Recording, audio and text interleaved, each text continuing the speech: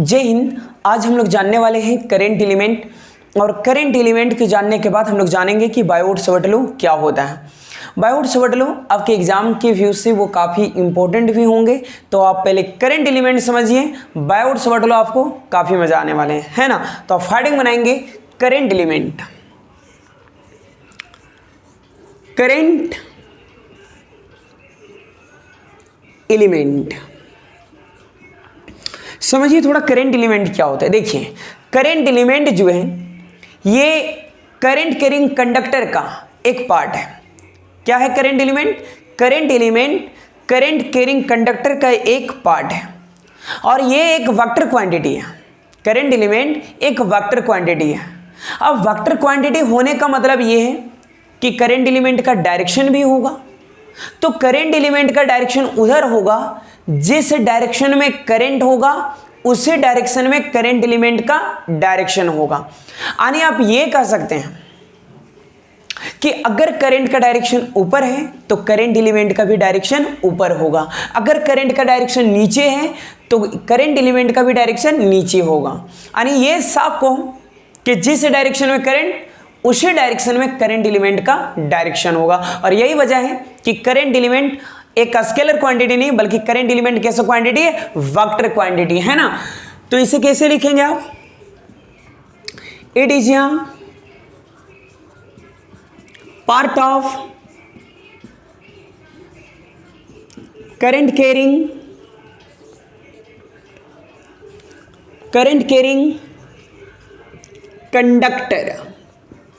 Conductor is called dot dot dot, समझ जाएंगे current element, है ना। ये भी रिप्रेजेंट कर दीजिए कि इट इज वेक्टर क्वांटिटी, एक वेक्टर क्वांटिटी है which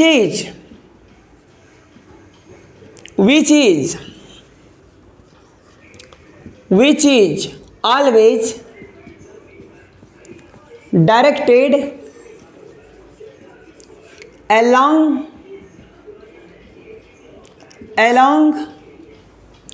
direction of electric current।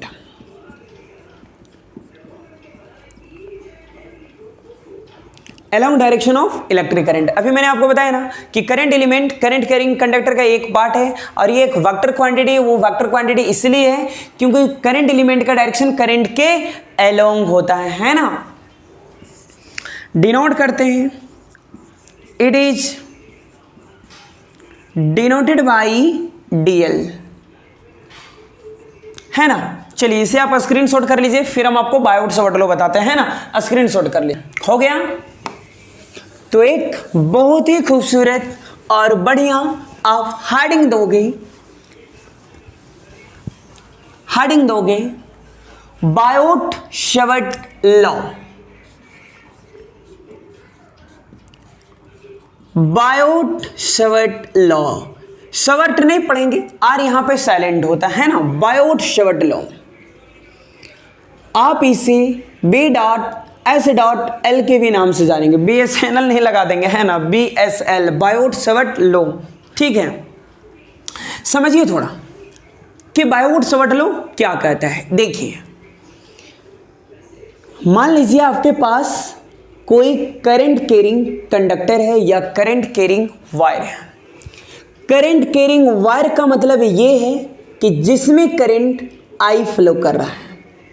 Current carrying wire का मतलब क्या है, या कंडक्टर का मतलब क्या है? जिसमें करंट फ्लो कर रहा हो, ठीक है। अब अगर ये करंट कैरिंग वायर है या कंडक्टर है तो इसमें हर जगह करंट होंगे। अगर हर जगह करंट है तो आप किस किस जगह पे मैग्नेटिक फील्ड निकालोगे? इसके लिए बायोट-सावर्ट लॉ ने क्या किया कि इन्होंने एक स्मॉल लेंथ लिया, स्मॉल लेंथ, और इस स्मॉल लेंथ का नाम उन्होंने DL दिया। अभी मैंने आपको पढ़ाया था करंट एलिमेंट, है ना, स्मॉल लेंथ को रिप्रेजेंट करता है। अब सवाल आता है कि सर बायोट-सावर्ट लॉ ने स्मॉल लेंथ क्यों लिया? वो तो बड़ा भी ले सकते। देखिए आप पूरे वायर की वजह से अचानक मैग्नेटिक फील्ड नहीं निकाल सकते, फाइनल मैग्नेटिक फील्ड तुरंत नहीं निकाल सकते, ऐसा नहीं कि नहीं निकाल सकते, क्योंकि पूरे वायर में करंट है तो कैसे निकालोगे, हर किस जगह पे निकालोगे, किस किस पॉइंट पे मैग्नेटिक फील्ड निकालोगे, इसलिए उन्होंने छोटा सा लेंथ लिया पहले, और इस छोटा सा लेंथ के वजह से आर डिस्टेंस दूर हमें बताइए कि इस पॉइंट पे मैग्नेटिक फील्ड क्या होगा। क्या करा बायोट सवर्टलो ने कि उन्होंने एक छोटा सा लेंथ लिया, उस लेंथ से आर डिस्टेंस दूर उन्होंने कहा कि इस पॉइंट पे मैग्नेटिक फील्ड क्या होगा। हाँ, इस लेंथ और इस डिस्टेंस के बीच यानी डीएल और आर के बीच बनने वाली एंगल थीटा क्या है, थीटा है। बातें समझ में आ गया। मैग्नेटिक फील्ड कहाँ देखना है, डीएल से आर डिस्टेंस दूर इस पॉइंट पे हमें मैग्नेटिक फील्ड देखना है। कोई प्रॉब्लम? अब एक बातें हमें बताइए कि अगर लेंथ इतना है, बातें को समझिएगा, अगर लेंथ इतना है तो करंट भी इसी के अकॉर्डिंग होगा। अब यहां पे अगर मान लीजिए, अगर हम आपसे कहें कि मान लीजिए लेंथ 1 मीटर है, कितने मीटर है, मान लिया है हमें कि मान लीजिए लेंथ 1 मीटर है, और मान लीजिए कि अभी करंट 1 एम्पियर है, तो मैग्नेटिक फील्ड जो अभी बनेगा वो कितना बनेगा, 1 टेस्ला बनेगा। मैग्नेटिक फील्ड का यूनिट टेस्ला होता है ना। अगर हम आपसे ये कहें कि इसका लेंथ अगर 1 मीटर से हम बढ़ा के इतना कर दें, यानी पहले 1 मीटर था, लेंथ अब इतना से इतना हो गया, तो हमें ये बताइए क्या लेंथ ही बढ़ेगा या करंट भी बढ़ेगा या मैग्नेटिक फील्ड? स्वाभाविक है कि अगर लेंथ बढ़ाइएगा तो करंट बढ़ जाएंगे, अगर करंट बढ़ेंगे तो स्वाभाविक है क्या बढ़ जाएगा आपका, मैग्नेटिक फील्ड। क्या बातें समझ में आ रहा है? क्या कहा मैंने आपसे, फिर समझ लीजिए कि अगर ये लेंथ है तो जितना लेंथ उतना करंट उतना ही मैग्नेटिक फील्ड। लेकिन अगर मैं इस लेंथ को मैं बढ़ा दूं तो लेंथ बढ़ा, इसका मतलब ये है कि करंट भी बढ़ा होगा, और करंट जब बढ़ा होगा तो मैग्नेटिक फील्ड भी बढ़ा होगा। बातें समझ में आ गया। तो यहां से हम लोग ये कह सकते हैं कि करंट के बढ़ने से भी मैग्नेटिक फील्ड बढ़ा। इतना ही नहीं, लेंथ के भी बढ़ाने से क्या बढ़ा, मैग्नेटिक फील्ड। क्या बातें समझ में आ गया? लेंथ को एकदम समझेंगे, लेंथ को बढ़ाएंगे तो करंट भी बढ़ेगा, और करंट भी बढ़ेगा तो मैग्नेटिक फील्ड भी बढ़ेगा। वही बात है मैंने लिखा कि करंट के बढ़ाने से मैग्नेटिक फील्ड बढ़ा, लेंथ के भी बढ़ाने से मैग्नेटिक फील्ड बढ़ा। बातें समझ में आ रही? इतना समझ में आ गया, कोई प्रॉब्लम नहीं है। पहले लेंथ थी इतना, लेंथ बढ़ाओगे तो करंट बढ़ेगा, और करंट बढ़ेगा तो मैग्नेटिक फील्ड भी बढ़ेगा। क्या बातें समझ में आ गया? चलिए तीसरा पॉइंट सुनिए जो सबसे ज़्यादा लोगों को प्रॉब्लम होता है।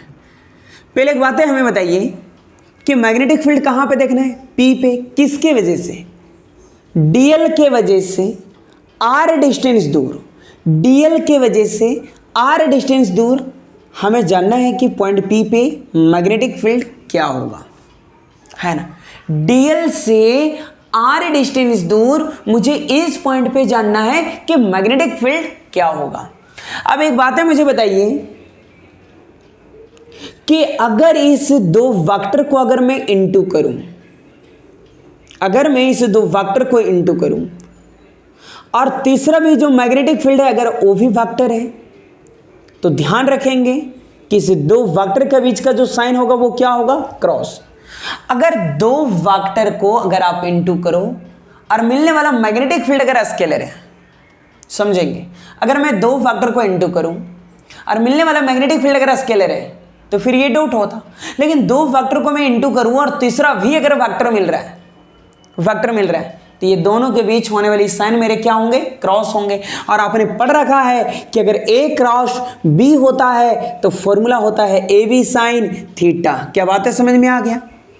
तो दो वेक्टर का क्रॉस प्रोडक्ट जो डिपेंड करता है वो किस पे डिपेंड करेगा, साइन थीटा पे।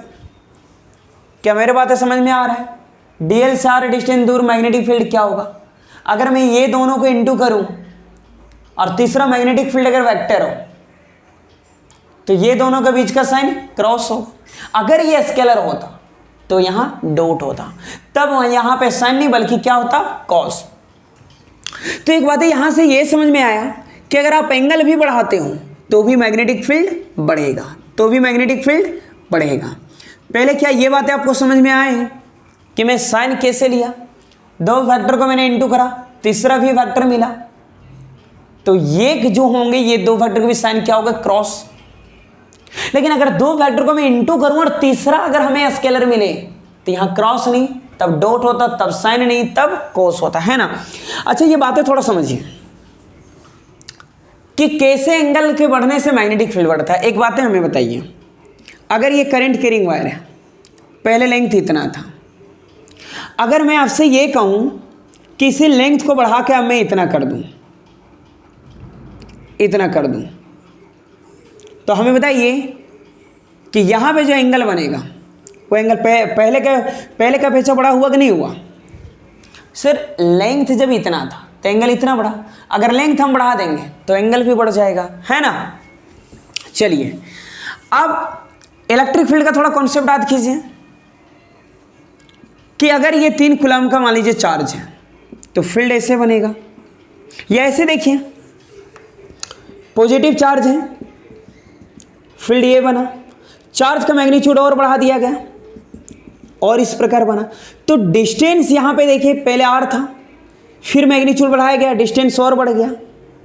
मान लीजिए मैग्नीट्यूड और बढ़ाया, फील्ड और बढ़ गया, फील्ड और बढ़ गया। तो यहां पे आप क्या देख रहे हैं कि डिस्टेंस बढ़ रहा है, डिस्टेंस बढ़ रहा है, और डिस्टेंस के बढ़ने से फील्ड बढ़ता नहीं है बल्कि फील्ड घटता है। ठीक है, अगर यहां पे फील्ड का मैग्नीट्यूड 100 होगा तो यहां 80, यहां 60, यानी जितना डिस्टेंस बढ़ाइएगा, जितना डिस्टेंस बढ़ाइएगा मैग्नेटिक फील्ड उतना ही घटेगा। तो आप ये कह सकते हैं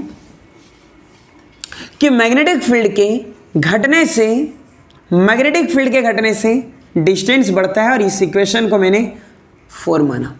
यानी करंट के भी बढ़ने से मैग्नेटिक फील्ड बढ़ा, एलिमेंट के बढ़ने से भी मेरा मैग्नेटिक फील्ड बढ़ा, एंगल को भी बढ़ाने से मैग्नेटिक फील्ड बढ़ा, और मैग्नेटिक फील्ड के घटने से डिस्टेंस बढ़ा। एक बार आप मेरे साथ रिपीट करेंगे, क्या कहा था मैंने कि लेंथ बढ़ाओगे करंट बढ़ेगा, और करंट अगर बढ़ेगा तो स्वाभाविक है मैग्नेटिक फील्ड बढ़ेगा। मेरे साथ रिपीट करते जाएंगे, अभी मैंने आपको बताया। चलिए दूसरा नंबर बताइए। दूसरे नंबर में आपने क्या देखा कि डीएल के भी बढ़ाने से मैग्नेटिक फील्ड बढ़ा, एंगल को भी बढ़ाने से, एंगल में कौन, साइन या कॉस, साइन थीटा डीबी। लेकिन मैग्नेटिक फील्ड के घटने से, मैग्नेटिक फील्ड के घटने से डिस्टेंस बढ़ता है। ये इक्वेशन 2, ये इक्वेशन 3 और ये इक्वेशन 4। कोई प्रॉब्लम? कंबाइन कीजिए, combine equation first, second, third and 4। Combine करेंगे तो क्या होगा, डीवी प्रोपोर्शनल आई डीएल साइन थीटा, आई डीएल साइन थीटा, और बाई में क्या हो जाएगा, आर स्क्वायर। प्रोपोर्शनल हटाओगे कोई कांस्टेंट आएगा, कांस्टेंट क्या आया, K I dl sine theta by are square. क्या कोई दिक्कत है क्या? ये था बायोट सवाट लो का इक्वेशन, डीबी बराबर है क्या, I dl sine theta by are square. कोई प्रॉब्लम? स्क्रीनशॉट ले लीजिए, फिर हम आपको बताते हैं कि इस पूरे लेंथ की वजह से, इस पूरे वायर के लेंथ की वजह से मैग्नेटिक फील्ड क्या होगा, है ना। तो स्क्रीनशॉट कर लीजिए थोड़ा। चलिए फिगर आपको बना लेना है ना। चलिए तो एग्जाम में आप यहां तक भी लिखिए, कोई प्रॉब्लम नहीं है। फाइनल मैग्नेटिक फील्ड जरूरी नहीं निकालना। देखिए डीबी बराबर K I dl sine theta by are square. Final magnetic field अगर निकालेंगे तो उसी के नीचे लिख दीजिएगा, if B B the final magnetic field, final magnetic field कोई भी अगर आप बड़ा वैल्यू निकालते हैं तो छोटे वाले वैल्यू के साथ हम लोग क्या करते हैं, इंटीग्रेशन। और मैंने डी वी निकाल रखा है K I D L sine theta upon R square. Constant term कहाँ आएंगे, बाहर आएंगे, के बाहर, I D L sine theta by are square. ये मेरा क्या निकल गया, फाइनल मैग्नेटिक फील्ड। कोई प्रॉब्लम, स्क्रीनशॉट कर लीजिए, थोड़ा कोई दिक्कत नहीं है। एक ऑब्जेक्टिव कर लीजिए, थोड़ा पूछे जा सकते हैं, पूछे जा सकते हैं। तो एक छोटा सा हेडिंग लगाएंगे, vector form of Biot-Savart law. Biot-Savart law.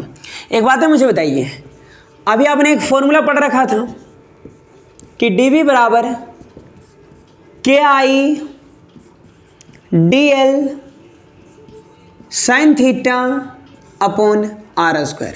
क्या ये पढ़ रखा है आपने? आपको वेक्टर फॉर्म पढ़ना है तो लिखेंगे कि dv, सर वेक्टर फॉर्म की बात करेंगे तो वेक्टर लगा के चलेंगे। अब हम के रहने देंगे, आई रहने देंगे और डी एल भी रहने देंगे। बस यहाँ पे मैं आर से इसे मल्टीपल करूँगा, बाई क्या है, आर स्क्वायर। सर आर कहाँ से? नहीं, इसे मैं रेशनलाइज कर रहा हूँ आर से, तो जिस टर्म से आप इंटू करोगे उसी टर्म से आपको डिवाइड करने होंगे। क्या बातें समझ में आया? सर साइन कहाँ भाग गए? आप क्रॉस बना रहे हो, वेक्टर फॉर्म पढ़ रहे हो, तो दो वेक्टर का क्रॉस प्रोडक्ट साइन थीटा तो ही होते हैं, है। बस इसी साइन की जगह पे मैंने ये कंडीशन लगाया। तो आर मैंने यहाँ रेशनलाइज करा, जिससे ऊपर जिससे मैंने इंटू किया उसी से मैंने डिवाइड करा। तो क्या होगा, DB K I D L cross R. क्या बातें समझ में आ रहा है? और बाई में R2 और R मिलकर क्या हो जाएगा, R3। ऑब्जेक्टिव के लिए ये इंपॉर्टेंट होगा। क्या बातें समझ में आ गए? तो बायोट-सावर्त लॉ के एप्लीकेशन को क्लियर करने के बाद हम आपको साइक्लोट्रॉन बताएंगे, है ना। तो आप कोशिश कीजिए कि जितना हम बताते जाते हैं आप नोट करते जाइए, अच्छे से पढ़ते जाइए, किसी भी तरह का कोई प्रॉब्लम नहीं होगा। तो मिलते हैं नेक्स्ट वीडियो में नए एप्लीकेशन के साथ। बायोट-सावर्त लॉ का एप्लीकेशन हम आपको पढ़ाएंगे, है ना।